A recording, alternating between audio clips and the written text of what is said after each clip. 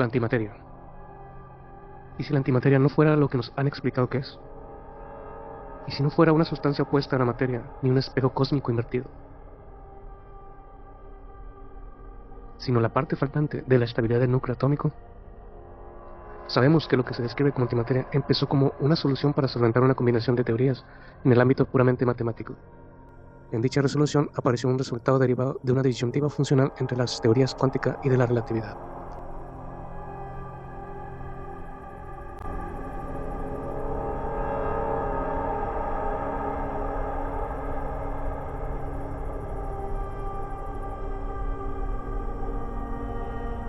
En este video quiero compartir una idea que llevo desarrollando desde hace tiempo.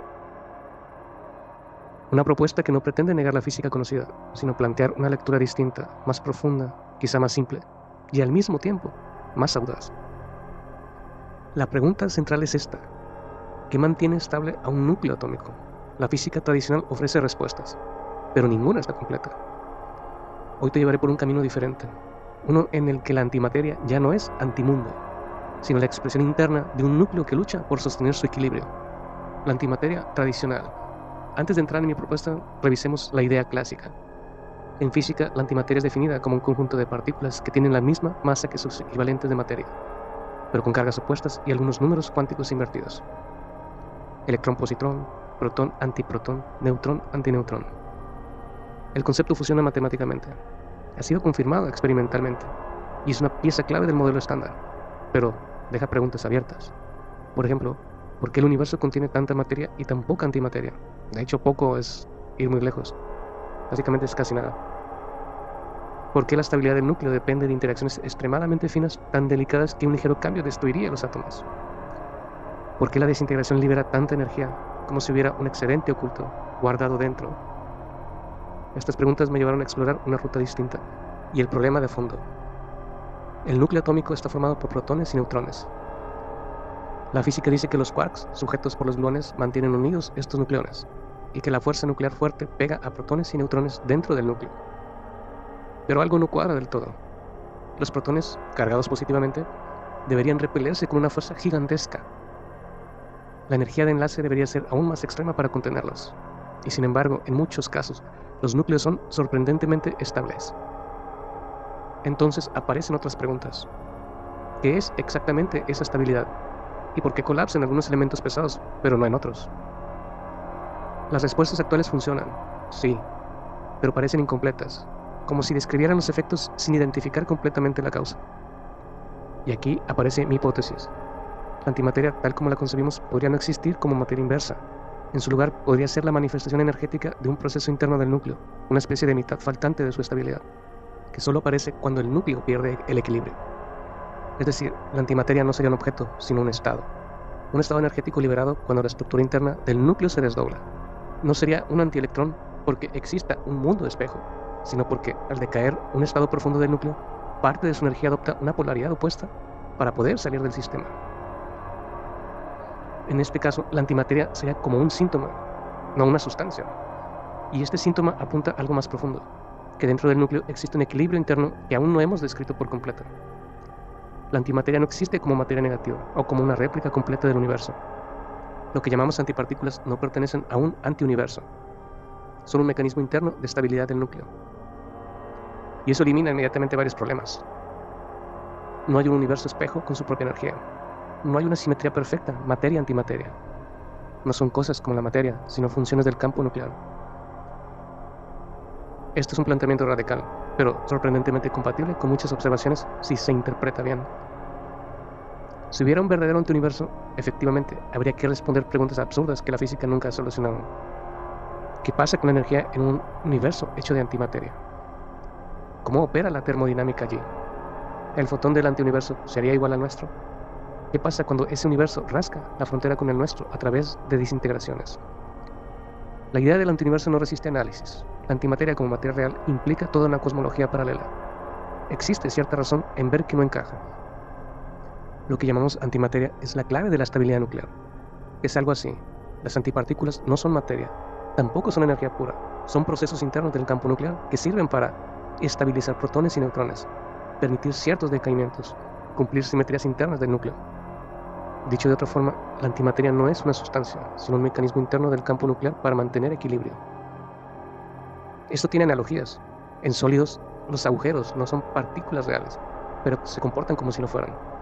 En materiales con excitaciones cuánticas, ciertas cuasipartículas emergen solo dentro del material. En teoría cuántica de campos, no todas las excitaciones son entidades reales fuera del campo que las genera.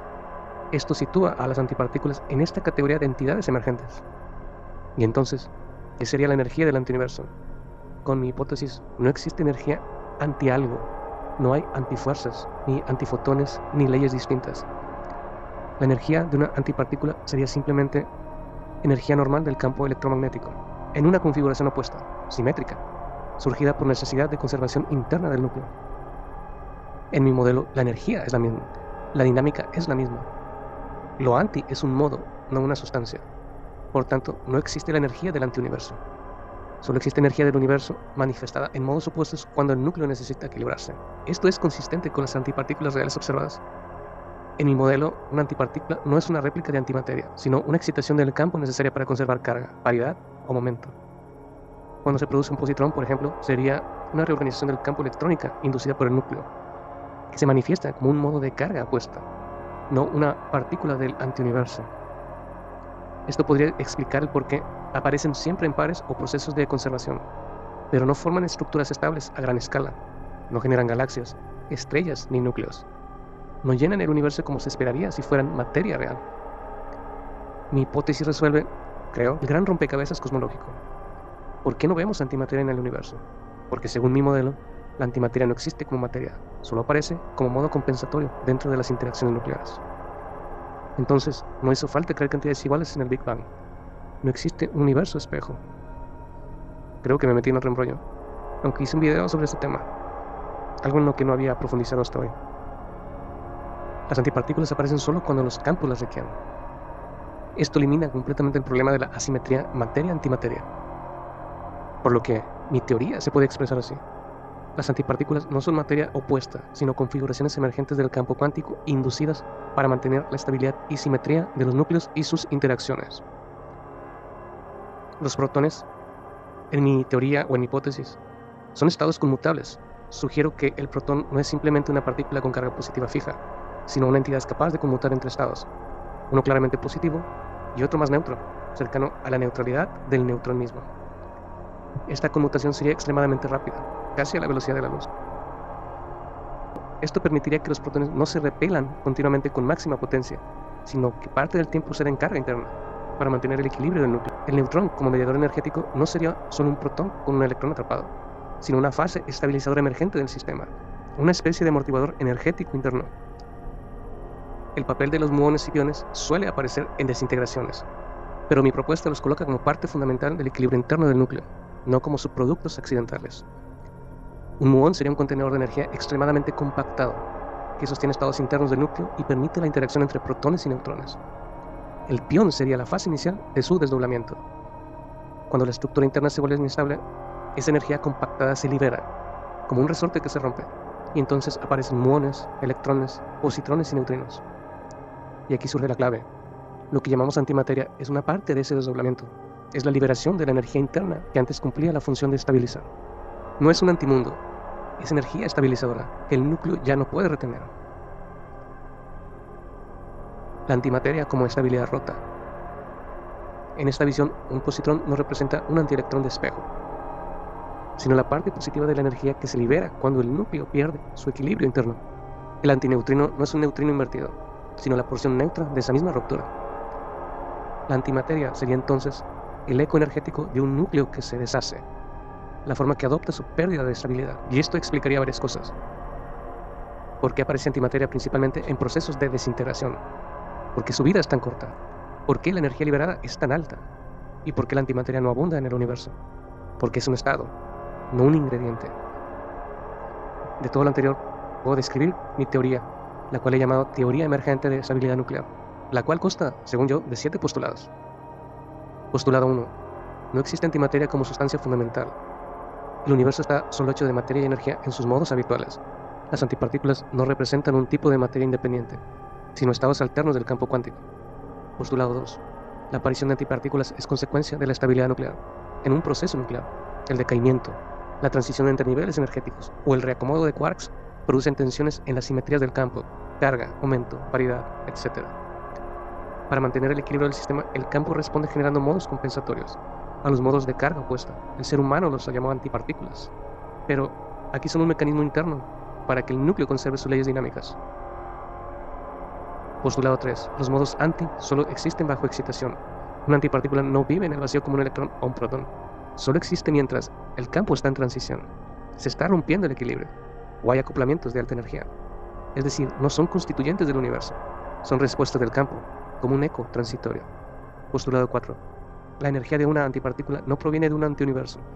No existe entonces antienergía, antifotones, antinada. Toda la energía involucrada es energía del mismo universo, solo que el campo la distribuye en modos inversos para cumplir simetrías. La energía del modo anti es la misma energía normal, solo reconfigurada. Postulado 5. La ausencia de antimateria macroscópica se explica naturalmente.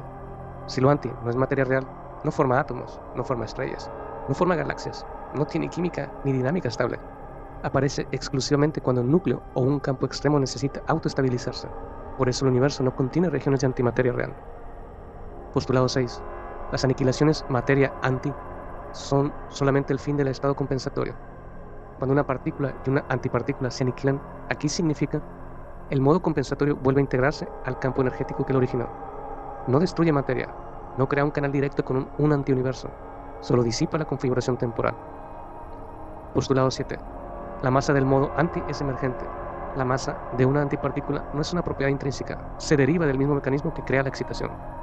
Energía del campo, configuración del vacío local, conservación interna. Por eso los modos anti pueden tener la misma masa que las partículas reales, no porque sean lo mismo, pero al revés, sino porque surgen del mismo campo. Consecuencias de la teoría. 1. No hay antiuniverso. La cosmología deja de necesitarlo. 2. La asimetría materia-antimateria deja de ser un problema. El universo solo produjo materia y lo anti nunca fue materia. 3. Las antipartículas solo existen bajo demanda del campo, en experimentos, decaimientos y colisiones. 4. La estabilidad nuclear se vuelve la clave. El mecanismo anti es un estabilizador, no un componente. 5. La aniquilación no destruye materia, solo elimina un modo compensatorio. 6. La teoría cuántica de campos se mantiene intacta, pero reinterpretada. No cambia la matemática, cambia la ontología, el significado físico. Se podría decir que se ha logrado plantear una reinterpretación ontológica extremadamente coherente de la antimateria, que no contradice la física observable, pero sí reinterpreta su significado profundo. Y luego se puede hacer una evaluación seria y detallada de la viabilidad de mi hipótesis, basada en física actual, teoría física de campos, teoría nuclear y consistencia lógica. La antimateria como estabilidad rota. En esta visión, un positrón no representa un antielectrón de espejo, sino la parte positiva de la energía que se libera cuando el núcleo pierde su equilibrio interno. El antineutrino no es un neutrino invertido, sino la porción neutra de esa misma ruptura. La antimateria sería entonces el eco energético de un núcleo que se deshace, la forma que adopta su pérdida de estabilidad. Y esto explicaría varias cosas. ¿Por qué aparece antimateria principalmente en procesos de desintegración? ¿Por qué su vida es tan corta? ¿Por qué la energía liberada es tan alta? ¿Y por qué la antimateria no abunda en el universo? Y es porque es un estado, no un ingrediente. Consecuencias de esta interacción. Si esta idea fuera correcta, implicaría que la estabilidad nuclear depende de dos partes. La energía que mantiene unidos a protones y neutrones y la energía que actúa como respaldo, y que solo aparece cuando el equilibrio falla. O al revés. Al parecer la energía que actúa como respaldo es en realidad la que realmente mantiene la estabilidad nuclear. Puede ser una de dos, en ese sentido. La antimateria sería un respaldo liberado, una energía que, dentro del núcleo, cumple una función estructural. La fuerza nuclear fuerte podría estar relacionada con esos estados internos muónicos, no solo quarks y gluones. La diferencia entre materia y antimateria sería una diferencia de función, no de esencia. Y por último, la aparente simetría rota entre materia y antimateria podría deberse a que nunca fueron realmente simétricas para empezar. Todo lo que he expuesto es una propuesta conceptual. No pretende reemplazar la física, sino ofrecer un marco diferente para pensar el núcleo y su estabilidad. En lugar de imaginar dos universos, materia y antimateria, podríamos estar frente a un solo sistema que se manifiesta de dos maneras según esté estable o colapsado. La antimateria no sería la sombra de la materia, sino la señal de que algo profundo dentro del núcleo está cambiando. Quizá no estemos viendo un espejo, sino un mensaje energético que nos habla de la verdadera naturaleza de la estabilidad nuclear. Mi hipótesis parece tener consistencia interna, ya que en referencia a una estructura conceptual puedo describir que tiene solidez, ya que no introduzco ninguna entidad arbitraria o entidades arbitrarias. No se viola ninguna ley de conservación. No altera las matemáticas de la teoría cuántica de campos, solo su interpretación. No postula un universo espejo, lo cual soluciona varios problemas cosmológicos. Se da un tratamiento nuevo a la antimateria como modos emergentes del campo, lo cual es completamente compatible con cómo entendemos hoy las cuasipartículas y las excitaciones del vacío. Puedo declarar bajo lo anterior escrito, si se me permite dicha declaración, que esta propuesta es una ontología parsimoniosa, ya que de forma implícita explica más con menos supuestos, además de que cualquier persona puede discernir que se entiende la declaración sobre que, ante dos o más explicaciones de un mismo fenómeno, la más simple y que requiera menos suposiciones suele ser la más probable. Tiene consistencia con la física observada, donde encaja perfectamente mi hipótesis en la descripción de que las antipartículas siempre aparecen en procesos de conservación. Se explican como modos compensatorios. La inexistencia de galaxias de antimateria es perfectamente natural en mi modelo. La simetría rotura materia-antimateria del Big Bang ya no hace falta explicarla. La aniquilación electrón-positrón se puede interpretar como fin del modo compensatorio, sin cambiar resultados experimentales. Los modos anti solo aparecen en ambientes extremos. Encaja con solo surgen cuando el campo necesita compensar. Y, en donde mi modelo da una explicación superior o más coherente, es la que describe que los estados anti no forman estructuras estables, que el universo estable está sesgado hacia la materia, o hacia materia. La antimateria vive extremadamente poco en ambientes naturales. De hecho, se puede describir que todo esto no es o no sería consistente si la antimateria fuera materia real, pero se puede establecer que sí es consistente si es un estado inducido del campo. Mi hipótesis tiene compatibilidad con la teoría cuántica de campos, de forma total, de hecho. Y eso es lo más importante, ya que la teoría cuántica de campos es una teoría de campos, precisamente, no de partículas, en sentido ontológico, por obvias razones. Genera excitaciones que parecen partículas.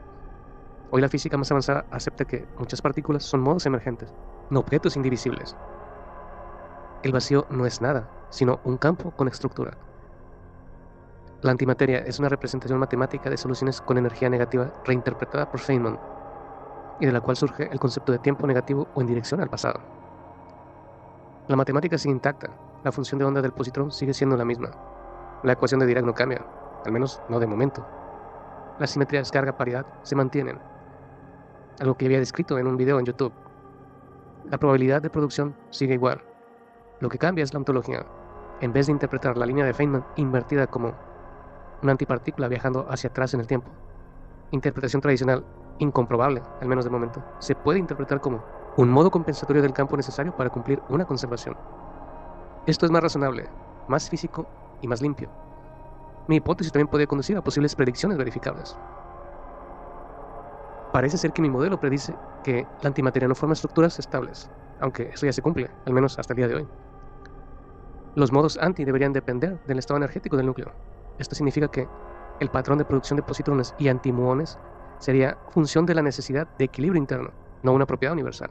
Esto podría observarse en desintegración beta, colisiones muónicas, procesos de captura electrónica. La inestabilidad muónica estaría correlacionada con modos anti. La idea sobre el papel de un muón como estabilizador y su decaimiento como fuente del modo anti es comprobable. Si es correcta, debería existir una correlación profunda entre desintegraciones muónicas, niveles de energía interna del núcleo, producción de neutrinos, antineutrinos. Aunque de esto surge una predicción radical, pero verificable, y es que no debería existir antimateria estable fuera de campos energéticos excitados. Es decir, el antihelio producido en colisiones debería decaer más rápido que lo predicho por la teoría cromodinámica cuántica, si es que mi modelo, o mi hipótesis, es correcto. Sabemos que esto es experimentalmente testable. Claro, sí que solo estoy soñando con esas propuestas de experimentos, pero bueno, Se puede establecer de antemano que mi modelo no contradice nada observado. Resuelve un rompecabezas fundamental sin inventar universos paralelos. Luego, mi hipótesis puede convertirse en una teoría física coherente. Pues sí, claro, no es que yo lo diga, ¿verdad? Pero espero que así sea. Algo que no dependería de mí en principio. Pero le tengo fe. Mi teoría, mi hipótesis o mi modelo se puede formular como una teoría cuántica de campos alternativa, pero consistente, con definiciones matemáticas, operadores y simetrías. Se puede integrar con un modelo muónico del núcleo que puedo proponer, o que voy a proponer, que es cuando mi modelo se volvería extremadamente interesante. Pero eso lo dejamos para después. De momento es todo. Hasta luego.